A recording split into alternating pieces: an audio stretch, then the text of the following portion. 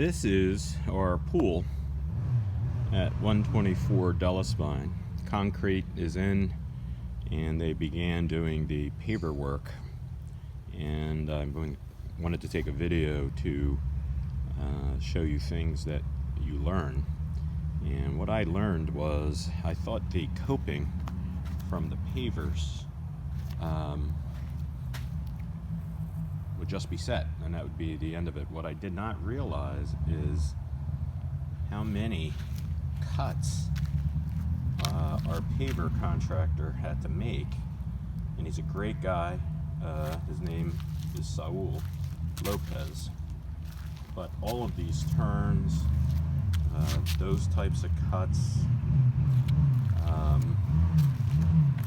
pretty amazing. You can hear a neighbor, sounds like having motorcycle or car issues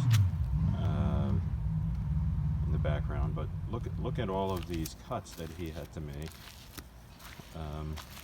including that one, which is a interesting cut because of the seats and the skimmer area. And you can see he has the little piece that goes there. But almost, I would say, 30 to 40% of every paver needed to be cut. And again, did a great job. Those are the anchors for the railing. We got to deal with an issue here.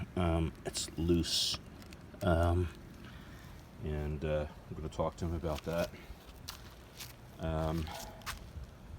Again, though, tremendous job, in my opinion. I'm not a paver expert, but so far, Mary and I just think he's doing a great job. And he has a saw that is capable of, incredibly thin cuts. Incredibly thin cuts. I mean, it's like a razor. Look at that. Nice guys, good hard workers. Put drains in, pop-up drains. That's going to be extended to ground level on both sides to remove the water off the deck. And I'll show you the downspout connection. Did a tremendous job there.